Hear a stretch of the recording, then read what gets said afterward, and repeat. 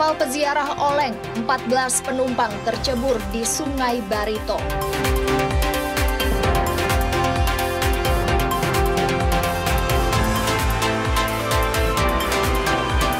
Fenomena motor brebet diduga akibat kualitas BBM.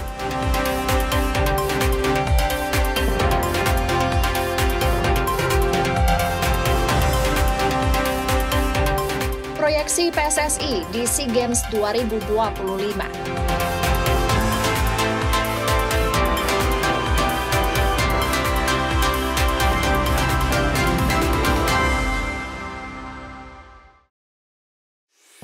Halo, selamat pagi saudara. Senang kembali berjumpa dengan Anda di Kompas Kalsel hari ini, Selasa 11 November 2025.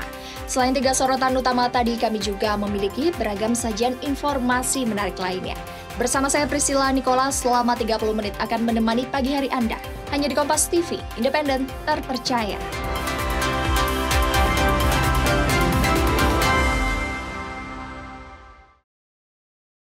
Mengawali berita pagi ini, saudara, sebuah kapal wisata yang membawa rombongan peziarah asal Banjarbaru oleng di Sungai Barito. Akibatnya belasan penumpang tercebur ke sungai dan beberapa di antaranya harus dievakuasi ke Rumah Sakit Ansari Saleh. Tercebur dari kapal wisata yang ditumpangi, membuat sejumlah penumpang harus digotong menuju ambulans dan dibawa ke Rumah Sakit Ansari Saleh, Banjarmasin. Peristiwa ini bermula saat rombongan peziarah baru saja meninggalkan makam Sultan Suryansyah dan hendak melanjutkan perjalanan ke Pulau Kembang. Saat berpapasan dengan kapal penarik tongkang batu bara, kapal wisata yang mengangkut 34 penumpang oleng akibat gelombang besar. 14 dari 16 penumpang tercebur ke sungai karena tidak sempat berpegangan. Iya, pas kayak ini aku pegangan ini kayunya itu. Pak Ustadznya masih di sini, nggak tahu. Aku nggak lihat Pak Ustadz sudah ke Pak Ustadz sudah jalan ke sana menolongi yang guguannya tadi. Pegangan kuat kayu. 4 kapal kecil yang melintas segera membantu menyelamatkan seluruh penumpang. Lah, kesimpangan sama yang kapal menarik tongkang itu, arahnya ke sana kapalnya itu, kita arah ke sini, goyangnya itu parah lah goyangnya itu, ke kanan ke kiri, habis itu Tuhannya itu nyemplungnya ke kanan semua. Ya. Meski tidak ada korban jiwa, kejadian kapal oleng di Sungai Barito jadi peringatan serius bagi masyarakat dan wisatawan. Sebab pemerintah kota melalui Dinas Perhubungan Banjarmasin melarang penumpang berada di atap kapal wisata dengan alasan prosedur keselamatan. Arpawi, Kompas TV, Banjarmasin, Kalimantan Selatan. Diduga terlibat perkelahian sebelum meninggal dunia, seorang ibu melapor ke polisi atas kematian anaknya yang tak wajar. Usai menerima laporan, polisi akan membongkar makam untuk diotopsi.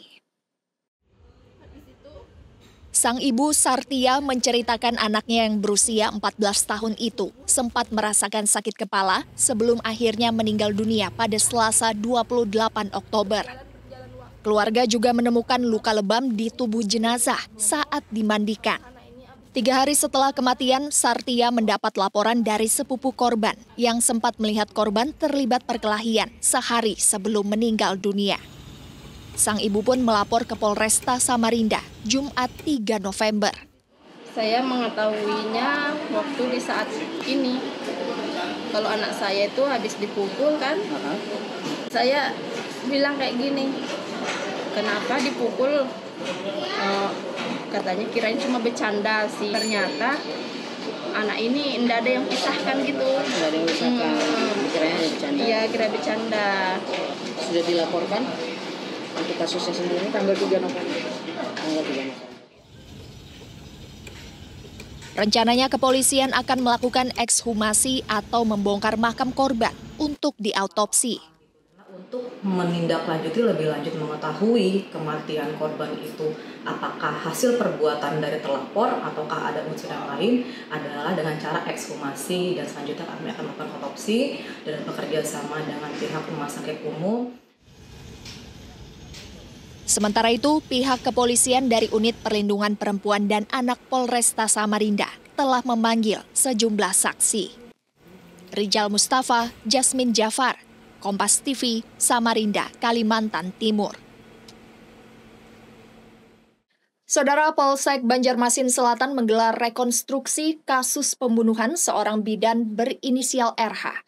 Dalam rekonstruksi tersebut terungkap pelaku menusuk korban secara brutal hingga tewas karena permintaan pinjaman uangnya ditolak.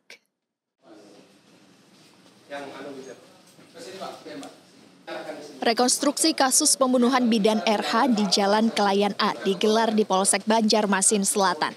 Sebanyak 33 adegan diperagakan langsung oleh pelaku berinisial AJ. Dalam rekonstruksi terlihat pelaku menusuk korban secara berulang di bagian pinggang hingga ulu hati dengan menggunakan pisau saat mendatangi rumah korban. Penusukan ini dipicu karena pelaku tak diberi pinjaman uang untuk membayar sejumlah tagihan listrik, rumah, dan koperasi. Pelaku melakukan tindakan itu karena ada beberapa tagihan, termasuk tagihan listrik, rumah, dan koperasi. Nah, karena dari situ mamanya minta uang, pelaku nggak ada uang, akhirnya mau minjam duit bukan ke korban, ke bibinya, awalnya ke acilnya sekalinya tidur, lalu ke korban nggak mau minjami. Akhirnya terjadi kejadian itu. Tak hanya bidan RH, anak korban berinisial RM juga menjadi sasaran kebrutalan pelaku. RM selamat, namun mengalami luka tusuk di dada hingga rahang. Tinggal seorang diri karena ibunya dibunuh. RM meminta polisi menghukum pelaku seberat-beratnya. Dihukum secara adil-adilnya, seberat-beratnya, karena sudah menghilangkan nyawa Mama Ulun. Ulun betul aja lagi mama di rumah. Rekonstruksi juga disaksikan Jaksa Penuntut Umum JPU untuk menyesuaikan fakta hukum dan kronologi kejadian. JPU bilang saat ini pelaku dijerat pasal 340, 338, dan 351 ayat 3 KUHP dan tidak menutup kemungkinan adanya penambahan pasal berencana. Arpawi, Kompas TV, Banjarmasin, Kalimantan Selatan. Operasi kejahatan kendaraan bermotor atau Operasi Jaran Kalimantan Timur berlangsung selama 20 hari. Polda Kalimantan Timur ungkap 86 kasus kejahatan bermotor. 86 kasus pencurian kendaraan bermotor terungkap dengan tersangka sebanyak 95 orang. 23 diantaranya target operasi dan 72 lainnya non-target operasi. Sementara barang bukti yang disita 79 unit kendaraan, terdiri dari 7 unit roda 4 dan 72 unit roda 2. Dari 10 kabupaten kota di Kalimantan Timur, jumlah kasus terbanyak terdapat di kota Samarinda dan Balikpapan. Mungkin tidak terlalu relatif banyak gitu ya. Sebenarnya ada salah satu hal yang mungkin saya perlu sampaikan kepada masyarakat, di mana tadi yang kita kembalikan ke pemilik, itu kuncinya ditinggal. Walaupun cuma sebentar, itu memberikan kesempatan pada pelaku untuk bisa mengambil. Adapun pasal yang dikenakan kepada para tersangka adalah pasal pencurian biasa, pencurian dengan pemberatan, pencurian dengan kekerasan, serta pasal penggelapan. Iskandar Amir, Kompas TV, Balikpapan, Kalimantan Timur.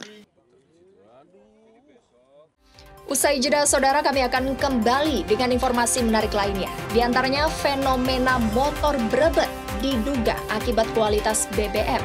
Informasi selengkapnya usai jeda berikut.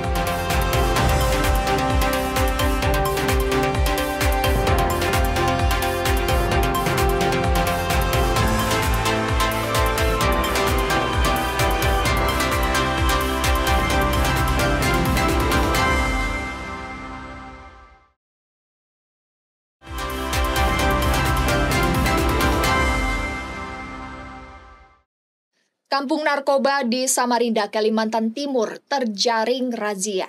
Sebanyak 43 orang diamankan di lokasi saat sedang melakukan transaksi jual-beli narkoba.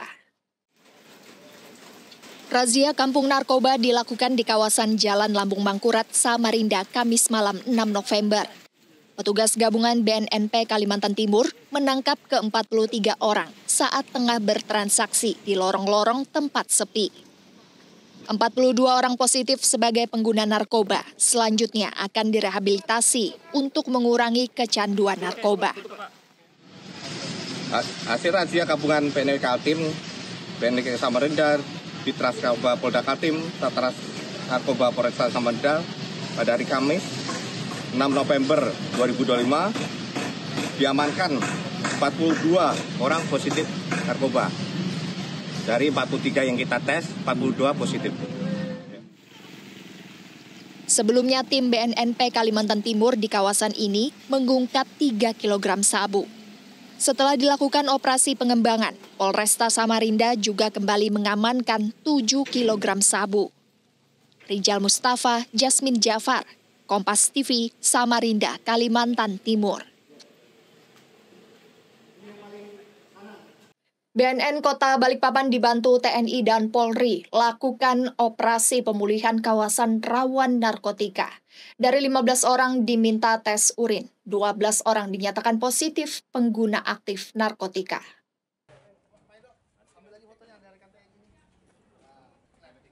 Badan Narkotika Nasional BNN Kota Balikpapan dibantu TNI Polri lakukan operasi pemulihan kawasan rawan narkotika.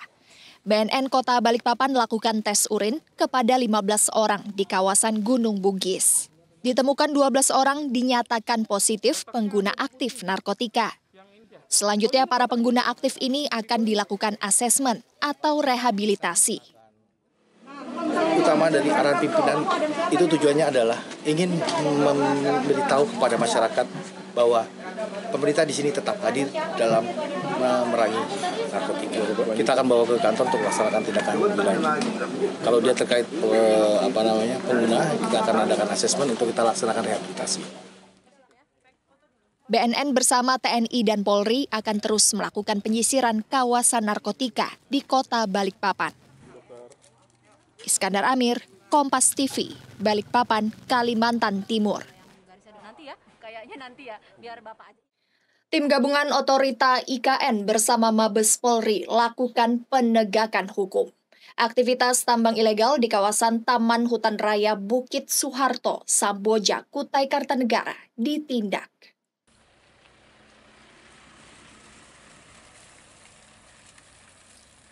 Hasil pengecekan lapangan, polisi amankan sejumlah barang bukti, mulai dari alat berat dan tumpukan batu bara. Modus operandi para pelaku tambang ilegal dengan cara memalsukan dokumen. Sudah ditetapkan 5 orang tersangka dalam kasus ini dengan 4 laporan polisi. Hasil tambang ilegal ini sebanyak kurang lebih 4.000 kontainer dan dijual di Surabaya. Keuntungan para tersangka sebesar 80 miliar rupiah. Sementara itu kawasan yang sudah ditambang seluas 300 hektar. Polisi juga menghadirkan salah seorang tersangka berinisial MH sebagai pengendali tambang. Terlihat dari papan nama, kawasan tambang ilegal tersebut sudah ada sejak tahun 2019 silam. Yang mana modus operandinya adalah dengan cara memalsukan dokumen yang mana mereka itu sebenarnya menambang di dalam kawasan hutan raya. Yang sudah kita amankan itu ada 5 tersangka sedang dalam proses dalam 4 laporan polisi.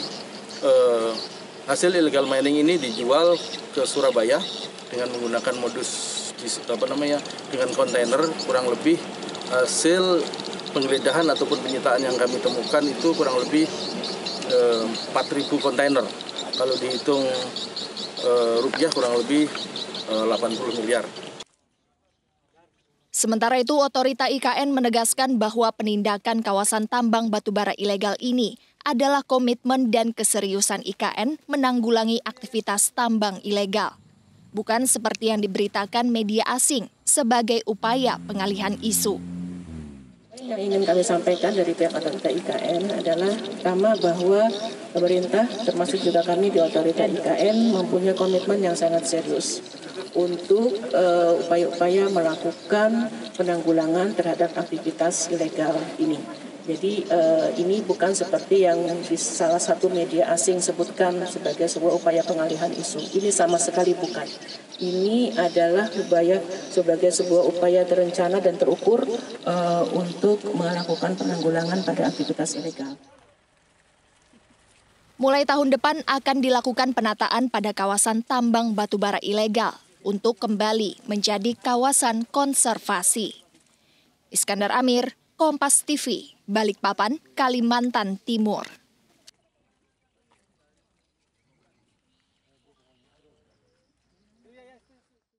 Beralih ke informasi lainnya, Saudara, fenomena motor berebet atau gas yang tersendat juga banyak dialami warga Banjarbaru. Pengemudi ojek online memilih beralih menggunakan bahan bakar Pertamax, hindari adanya kerusakan pada kendaraannya.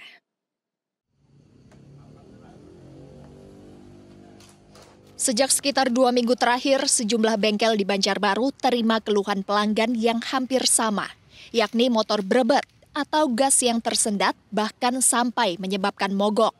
Mekanik bengkel di Jalan Panglima Batur bilang, rata-rata kerusakan disebabkan oleh bahan bakar yang digunakan pengguna motor. Rata-rata di bengkel ini bisa menerima 7 motor dengan keluhan berebet. Ya lumayan. Sehari bisa berapa Mas yang datang ke sini? Ya ada 72 ke 50-an. Oh, oke. Itu kenapa keluhannya Mas? Gara-gara minyak kalau misalnya. Sama seperti Rahmat, Iman pemilik bengkel di Jalan Najmi Adani juga banyak menerima keluhan motor berebet sejak 2 minggu terakhir. Namun saat ini sudah mulai berkurang karena mulai banyak masyarakat yang mengetahui penyebab kerusakan ini diduga karena gunakan bahan bakar jenis Pertalite. Sebelumnya dalam sehari bisa mencapai 20 motor dengan keluhan berebet. Ini kayaknya semakin berkurang Bang, mungkin karena masyarakat tahu sudah mereka nggak pakai Pertalite lagi, ganti Pertamax gitu Mbak. Pengemudi ojek online di Banjarbaru memilih beralih gunakan bahan bakar Pertamax sejak seminggu terakhir. Ia juga mengantisipasi kerusakan pada motornya dengan mengganti busi ke kualitas yang lebih bagus. Sudah berapa lama Pak pengen ganti ke semingguan nih Pak lah? Ada sempat sampai rusak masuk ke bengkel apa karena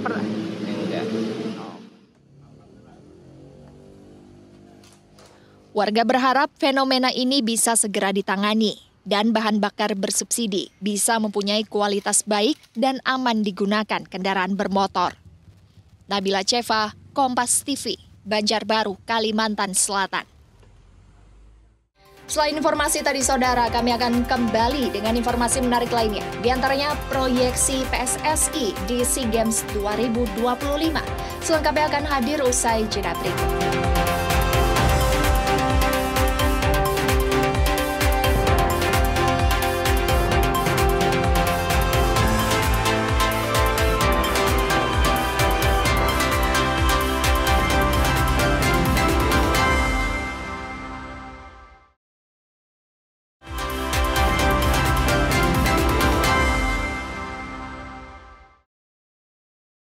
Masih bersama kami Saudara di Kompas Kalsel.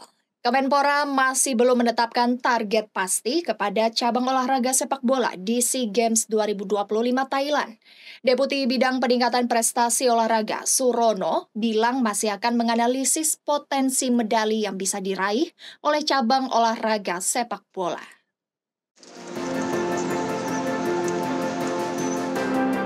Sepak bola menjadi salah satu cabur unggulan yang diharapkan mendulang medali emas dan mengulangi suksesnya pada 2023 lalu. Meski begitu, Kemenpora sendiri masih belum menetapkan target resmi. Deputi Bidang Peningkatan Prestasi Olahraga Surono bilang, saat ini masih menganalisis performa Timnas Indonesia U23 dan peta kekuatan lawan sebelum membebankan target kepada armada Indra Syafri. Sepak bola ini kan probabilitas untuk menjadi juara.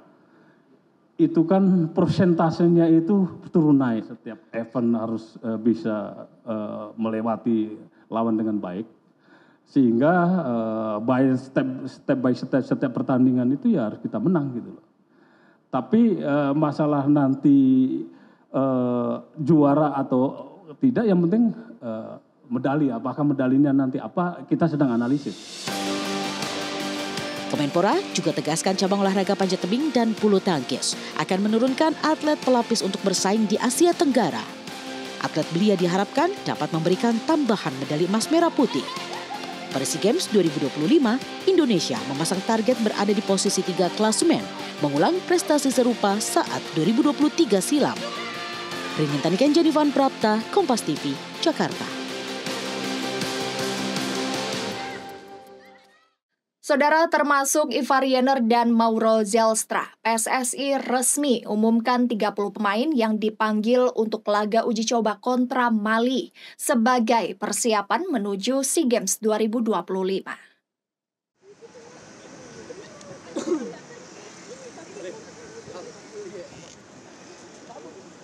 Timnas Indonesia U23 proyeksi SEA Games 2025 akan kembali menjalani laga uji coba. Laga kontra Mali dijadwalkan digelar pada 15 dan 18 November. Guna menghadapi laga ini, pelatih Timnas U23 Indra Syafri memanggil 30 pemain. Dari 30 nama yang dirilis PSSI, sebagian besar merupakan pilar Garuda Muda pada Piala AFF dan kualifikasi Piala Asia U23 2025. Nama-nama seperti Cahya Supriyadi, Kadek Arel, Doni Tri Pamungkas, Arkan Fikri, hingga Jens Raven masih ada dalam skuad ini. Menariknya, PSSI juga memanggil pemain diaspora dari Liga Belanda, yakni gelandang bertahan Ivar Jenner serta penyerang Mauro Zelstra. Kehadiran keduanya diharapkan mampu menjadi solusi timnas yang dinilai kurang tajam dalam menciptakan gol. Sementara itu, saudara, optimistis rebut juara IBL musim 2026. Borneo Hornbills bertransformasi menjadi Bogor Hornbills. Kehadiran pelatih baru Cesar Camara Perez diharapkan memantik semangat Daniel Wenas dan kolega. Bogor Hornbills akan menjadi warna baru di IBL musim 2026. Klub yang sebelumnya bernama Borneo Hornbills kini resmi bermarkas di Gor Laga Tangkas Cibinong, Kabupaten Bogor, Jawa Barat. Transformasi ini diiringi tagline baru tim, yakni Rise of the Hornbills. Di musim baru, Hornbills akan dipimpin pelatih kepala Cesar Camara Perez yang musim lalu menjabat asisten pelatih Satria Muda. Laki-laki asal Spanyol akan didampingi Hakim Wayne Byron Scott yang memperpanjang kontrak sebagai asisten pelatih. We have more success for in the future. So this is our main target so far. You know, after we can talk for the future, but right now we can develop the IQ of our local players and improve them also from the defensive side. Kita itu motivasi lebih untuk kembali lagi ke zona playoff. Dan kalau kita sih sebagai pemain nggak ada yang nggak mau juara. Kita pasti semua mau juara, semua organisasi mau juara. Tapi juara itu kan nggak segampang itu ya, ada prosesnya, ada patternnya. Jadi kita lakuin seperti yang coach bilang, maksimal 120% setiap harinya, itu aja dulu. Gagal lolos playoff musim lalu dan hanya mampu finish di peringkat 9, transformasi diharapkan menjadi motivasi manajemen untuk mengarungi IBL tahun depan. Rini Taniken, Ganiar Febrian, Kompas TV, Cibinong, Kabupaten Bogor, Jawa Barat. Saudara, rangkaian informasi tadi sekaligus mengakhiri perjumpaan kita di Kompas Kalsel hari ini. Saya Priscilla Nicola beserta kru yang bertugas mengucapkan terima kasih atas kebersamaan Anda. Selalu saksikan beragam sajian informasi terkini dan teraktual lainnya hanya di Kompas TV, independen terpercaya. Sampai jumpa.